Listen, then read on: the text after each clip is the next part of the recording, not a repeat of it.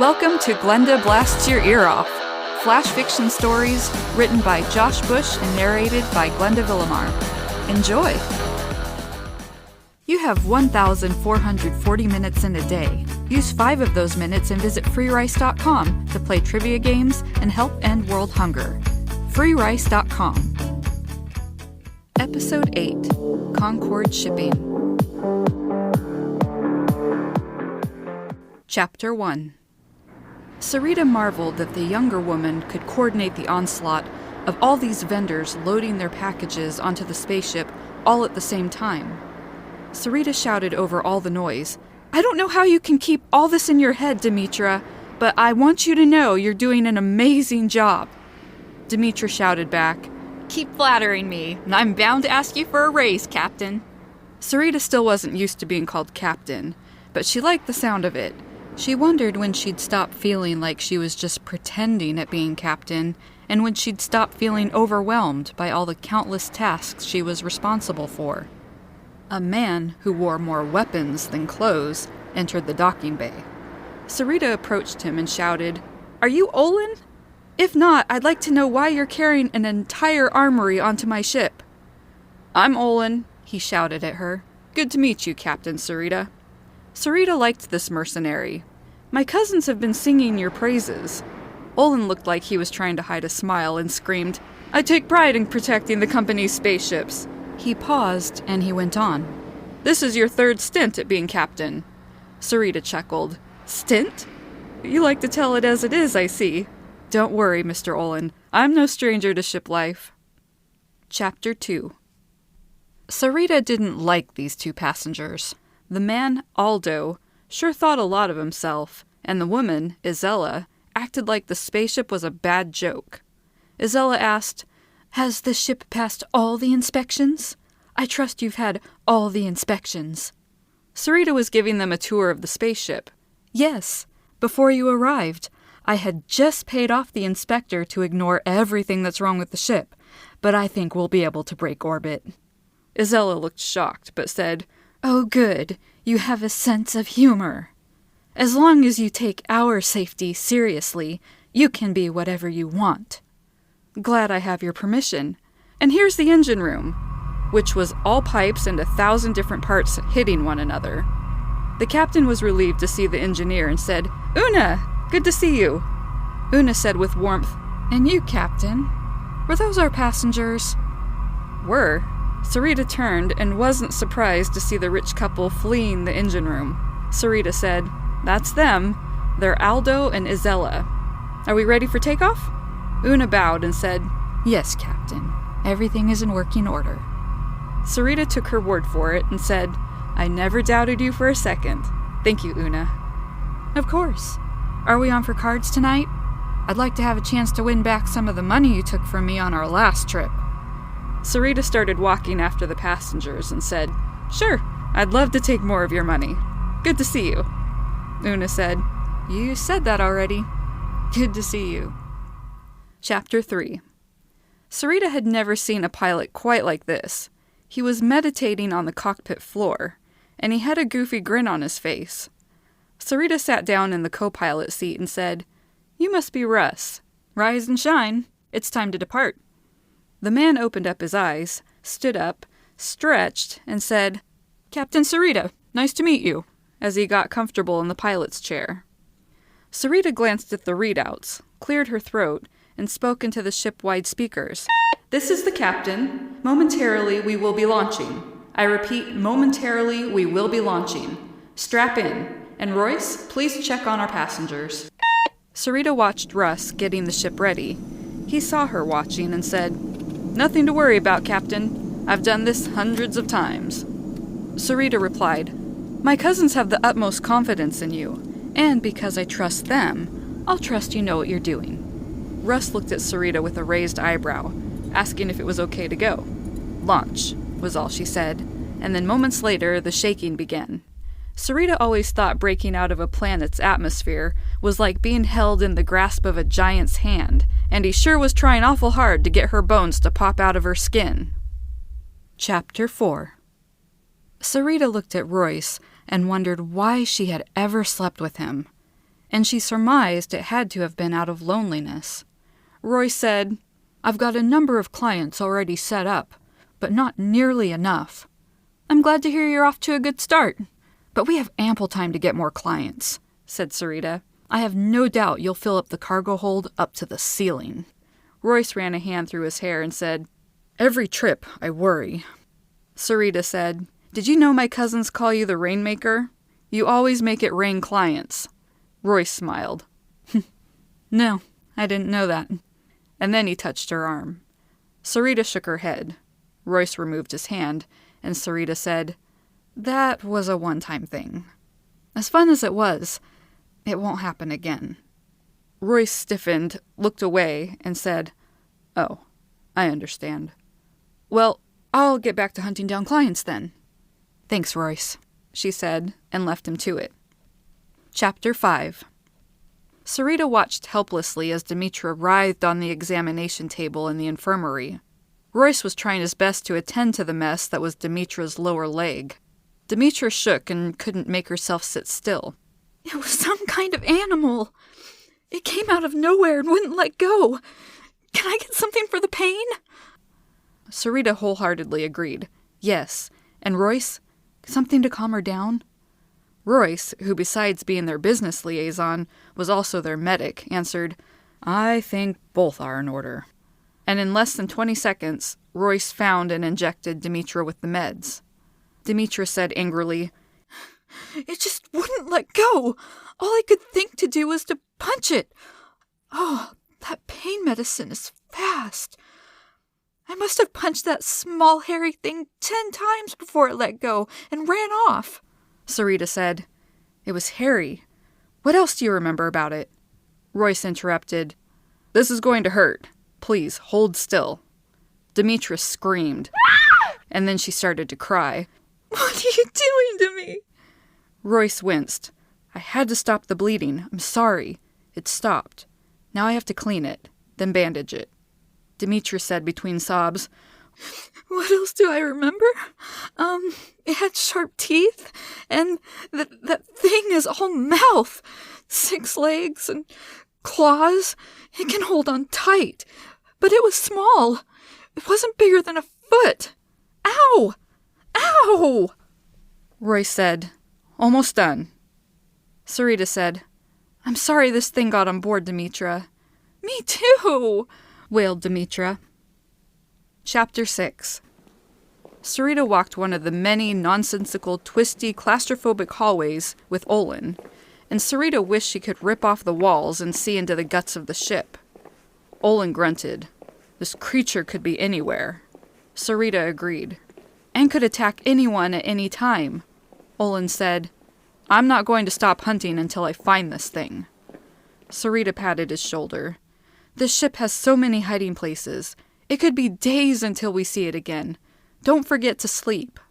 The passengers, Aldo and Isella, stepped out of their cabin, and Sarita thought Isella looked angry. Isella spat, "What kind of ship are you running here, Captain? Do we seriously have to worry about getting half-eaten every time we leave our room to use the bathroom?" Sarita, unruffled, said, "I'm sorry. We're doing our best to locate the creature." "Your best? Why don't I find comfort in that?" Olin stepped up to Isella and said, "Then why don't you help and show us how it's done?" And he thrust the handle of a weapon at her. To Sarita, it seemed that Isella acted like Olin was trying to hand her a very deadly fish. Aldo stepped forward and said, "I'll help," and he took the offered weapon from Olin. Chapter 7. Sarita heard the scream and went running. Who did the creature get this time? Sarita didn't want to see another wound like Dimitra had received. She wondered for the millionth time why there were so many hallways on this accursed ship. It could take her a while to locate whoever the creature got to this time. 5 minutes later, Sarita turned a corner, and in the middle of the hall, she saw Royce on the ground, and he wasn't moving. She nudged him, and he didn't move. Sarita moved to reach his neck to feel for a pulse, and it was then she saw there was a knife sticking out of the left side of his stomach. Whoever put it there had driven the knife upwards, aiming for organs. There was blood all over Royce's face. He must have coughed up blood before he died, and not that Sarita really needed the confirmation, but she found no pulse. Sarita was shocked and sad, but mostly she felt rage. Who would do this? Just how was she supposed to figure out who was responsible? She hated she didn't know the new crew better. She wasn't a detective. It wasn't in her job description, but she realized it was now. Chapter 8. Sarita read the email for a third time. It was from a company called Concord Shipping. The email said, "If you survive this journey, consider yourself warned. You are in our territory. Concord Shipping owns this trade route. Enjoy the surprises we put on your ship. Leave our territory." Sarita wanted to punch a hole into something. Surprises? How could Concord have put something onto the ship without her knowing about it? Then it dawned on her. Concord must have posed as a client and paid them to ship a crate that was full of their surprises. The Concord crate must have had the creature in it. Sarita bit into the side of her cheek. Why did somebody have to kill Royce, when it was bad enough that there was some vicious creature on the loose that was unleashed on them by some rival shipping company that liked to play dirty? Things were complicated enough, and getting more so by the hour. She was going to find that Concord crate. There were hundreds of crates, but she didn't care. She was going to find it, and maybe she could stop some attacks before they happened. As Sarita was making her way to the cargo hold, she saw Aldo. He smiled at her. Sarita wasn't in the mood for small talk, but it seemed Aldo was.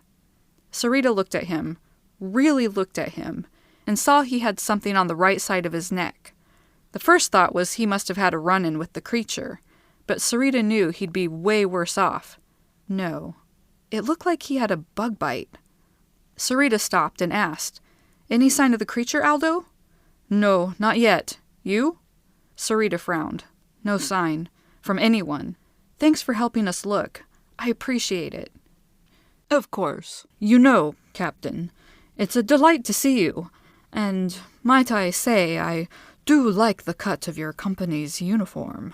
I especially like how tight your uniform is on you. You are a stunning woman. I'd love to see more of you, without the uniform getting in the way." Sarita couldn't believe it. "You're hitting on me? Does Azella know you're doing this?" "It'll be our little secret." Sarita clenched her fists and glared at this entitled rich man. Did he think everything was his for the taking? Sarita really wanted to punch him, but instead she said, "Let me know if you see the creature," and kept walking towards the cargo hold. Chapter 9. Sarita was glad Una was on the ship, because Una was the closest thing to a friend she had here. Talking to Una, Serena could let her guard down and talk about all that was happening. They were going through the crates. Sarita guessed they had gone through half of them, with no luck. Una, in a fit of frustration, pushed a crate over and yelled, "Ugh!" When she calmed down, she said to Sarita, "I think there's something wrong with me." Sarita stopped rifling through the crate she was working on and asked, "What do you mean?" Una answered, "I don't feel like myself. In case you haven't noticed, I'm pretty irritable. More so than usual." "You do seem on edge. I just chalked it up to dealing with all that's going on."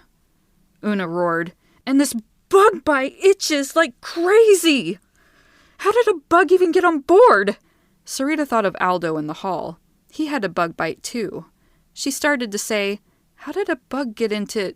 and she realized she knew exactly how a bug got onto the ship. Una said, "It's like I can't control myself, and I'm always mad. The slightest thing sets me off. Just like when I killed Royce. He wouldn't let me get that part we need. You know how cheap he can be. We can't skimp on engine parts if we want to keep the ship running." Sarita had a weapon in her hand, and she said, "Una, you just said you killed Royce." Una looked surprised. Sarita wondered if Una was surprised because she had admitted what she'd done, or if because she had done the killing. Una said quietly, "I'm not myself." Sarita held the weapon at her side. "It's got to be the bug bite. It's got to be one of the surprises from Concord Shipping." Una laughed. "It's too bad Royce isn't alive to run tests on all of us to see what was in this bug bite." Sarita couldn't wrap her head around that Una had killed Royce. It just didn't make any sense. The three of them had crewed together before, and Sarita couldn't remember a single argument. They might not have been companionable per se, but they respected one another. Sarita couldn't believe what the bite had done to her friend. Una wasn't being Una. It wasn't her fault, but Sarita knew if anyone else on the ship had been the murderer, she'd be less sure that it was all the bug bite's fault. And then Sarita remembered the bite on Aldo's neck. Una asked, "What are you planning on doing with that weapon, boss?" Sarita pointed the weapon at Una and said, "You're going to have to come with me. I'm going to lock you in your cabin. The same with Aldo." Sarita was glad Una seemed to want to cooperate. "Yeah, okay. That's probably a good idea. Aldo was bitten too? I wonder what he's done." Chapter 10. Sarita looked at everyone, and she had no idea if she could trust any of them. She wished Una was here, but Sarita had had to lock her only friend in her cabin. Having to do that felt like a personal betrayal, but Sarita supposed she was finally getting accustomed to the role of captain. Sarita felt a tinge of pride that she'd risen to the occasion. She was done doubting her decisions. Sarita exhaled slowly and announced, "We're under attack from a rival shipping company called Concord Shipping. They posed as clients, and they snuck some nasty surprises for us in the containers. I don't know how many things or what things they've dumped into our laps. The creature? That's them. I've also discovered there's a bug on board whose sting makes the victim lose their faculties." Russ laughed. "Captain, this is some kind of joke, right? I had no idea you had a sense of humor. You're hilarious. What else should we expect from this attack?" Sarita scowled and continued, "I just had to lock up Una in her quarters. She had a bite mark, complained about losing her mind, and then she admitted to killing Royce." Russ wasn't laughing anymore, and he said, "Is this really happening?" Sarita kept going. "We're all going to do two things right now. We're all going to strip naked and check one another for bites, and then, whoever doesn't have a bite mark will start wearing a spacesuit until the voyage is over." Multiple people groaned. Sarita wasn't looking forward to being stuck inside of a suit for a week, but it was better than getting bitten and watching her sanity dissolve. "Right here? Right now? I'm not doing that. Aldo can check me in private." Sarita hadn't been looking forward to this moment, and she said, with as much authority as she could muster, "That's not happening, because Aldo has already been bitten. When we're all done here, Aldo, you'll be locked in a new cabin. The same goes for anyone else who has been bitten." Everyone turned and stared at Aldo, and he said, "I have been feeling a little off, but not enough to warrant me being locked up like a criminal. Una killed Royce. I haven't done anything." Demetra said, "Yet. Haven't done anything yet. If Concord Shipping gifted us with the creature, then we can assume the bug is just as dangerous." Sarita thought Aldo looked like he was contemplating making a run for it, and Aldo said, "Captain, how do we even know this Concord Shipping is real? What if you're the one who's lost it and is making all of this up?" Olin cleared his throat and said, "Everyone is going to do what the captain has asked. Everyone." Sarita said, "They sent us an email. Anyone who wants to can read it. And I too will be undressing to be checked for bites." And she started undressing. Russ said, "Well, I guess it is a little hot in here." And he started to undress, as did Olin and Demetra. Isella was livid. "When I get off this ship, I'm going to make sure your little company is ruined." Sarita asked, "Demetra, would you examine our guest for me?" As Demetra nodded, Olin said, "Captain, if you need my help, just say the word." Aldo said, "Honey, just do it. Don't fight." Isella was so angry her face was red, but she took off her clothes and whipped them on the deck.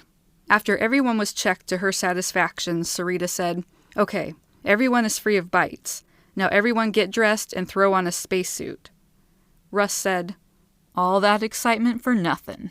Well, I, for one, can't wait to smell my own bad breath, in my helmet for a week. Chapter 11.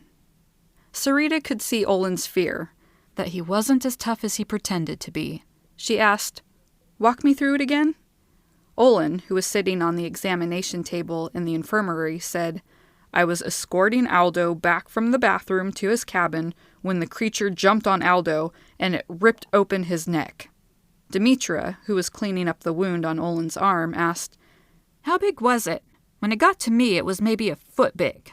Olin winced as Demetra saw to his wound. "It's grown. It's at least 3 feet tall now." Sarita had never heard of anything that could grow that quickly, but with genetic engineering, she supposed anything was possible. Sarita asked, "I heard weapons fire. Do you think you hit it?" Olin looked insulted. "I'm sure of it. It's the only reason it stopped attacking me. But Captain, this is a good thing. If it's hurt, it's probably bleeding, which means we might be able to track it." Sarita said, "Olin, I hope you're right. I really want to be able to track this monster." She paused and went on, "But now I've got to go tell Isella about Aldo being gone." Chapter 12. But like everything else on the voyage, nothing was going according to Sarita's plan. She, for sure, hadn't planned on someone firing, without her go-ahead, the ship's weapons at who knew what, so Sarita ran. Sarita wondered if Una got out of her cabin. If anyone on board could find a way to get out of being locked up, it was the ship's engineer. Or worse. Was this a new surprise being thrown at them by Concord shipping? Sarita made it to the cockpit. Russ was there. He had his helmet off, which Sarita found puzzling, and he was gleefully shooting the weapon controls like he was a kid in an arcade. The noise of the guns was extremely loud, and Sarita had to yell, "Russ, what are you shooting at?" Russ turned towards her, and Sarita thought he looked unhinged. But how had this happened? She had checked him for bites herself. Russ winked and said, "Sarita, you have to try this. It's exhilarating." Sarita feigned enthusiasm and said, "Okay, it's my turn." And Sarita was thankful that Russ got up from the weapons station and that she could hear again without the guns booming away. Sarita walked and put herself between Russ and the weapons station, and she simply stated, "Your helmet."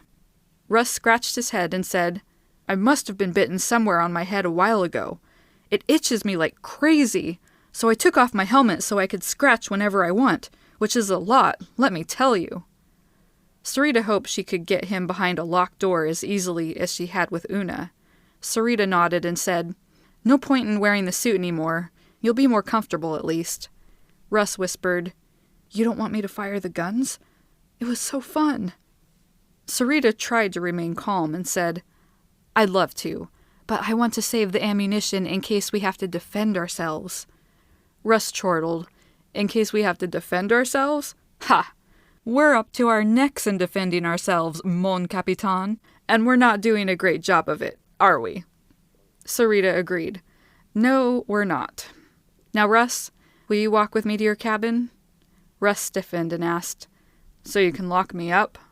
Sarita exhaled slowly, trying to calm herself, and said, "Maybe on our way we'll run into the creature, and you can help me kill it." Russ squinted at her, smiled like he had a plan, and said, "I like the part where I help you hunt down the creature, but not the part where I'm sidelined. You need me, Captain. Think about it. There's no one else to help you. Olin and Demetra are wounded, and I have a feeling Isella wouldn't mind tearing your eyes out. Should I let Una out as well, so the 3 of us can hunt the creature together?" She had meant to say it sarcastically, but as she said it, Sarita knew she needed any help she could get. Russ pumped both fists and yelled, "All right, Captain, now you're talking. I knew I was going to like you." Chapter 13. Sarita, Russ, and Una walked down yet another twisting and cramped, half-dark hallway.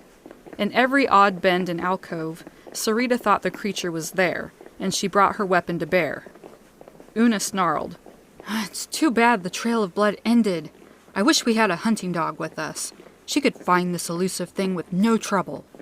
Russ howled like a dog, and then Una did too.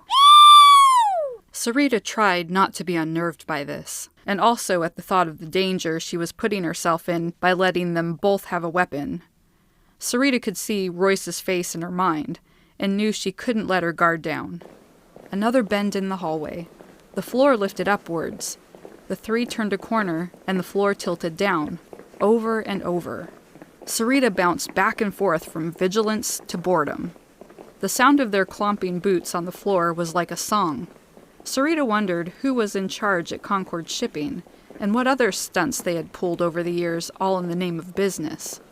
Una called out, "Ready or not, here we come!" Russ chuckled. Then, as the creature attacked him from behind, Russ screamed. Sarita was dumbfounded by how quickly the creature worked. She could see a claw that had entered the pilot's back and exited out through his stomach. Una kicked Russ, spinning him so he faced away from them. Sarita and Una both fired at the six-legged nightmare. Sarita tried not to hit Russ, but she doubted it mattered. There was no saving him. Chapter 14. The ship had arrived at their destination, and Sarita walked off the ship. Demetra was doling out the crates to customers who were complaining that their deliveries had been broken into, but none complained too much with Olin there glowering at them. A local physician was examining Una and was fairly positive there was a medicine that could negate the bug's influence. Isella pushed the deceased Aldo on a cart. She stopped by Sarita and said, "I will never forget this accursed trip was all your fault. Do the universe a favor and get a new job." Sarita wanted to say a lot of things, but instead she said, "I'm sorry about Aldo, and I'm sorry—" Isella interrupted. "You can stuff your stories." And Isella turned away and walked away from Sarita. Then Sarita saw one of her cousins, one of her bosses. He looked grim and said to her, "You did a good job. I'm not sure another captain would have been able to do better. Royce, that's quite a loss for us. I liked him. I'm going to miss him. And Russ, well, he wasn't with us long." Sarita said, "They are both among the stars now. That's where we left them." The cousin nodded and said somberly, "That's a good place for them, where they would have wanted to rest. Now, as for Concord Shipping, what can you tell me?" Sarita said warily, "That you owe me a raise." The end. Thank you for listening to today's episode. We look forward to bringing you the next episode in Glenda Blasts Your Ear Off. Not sure what that was. My computer made a noise. I have to say it, not. It's like a tongue twister for me.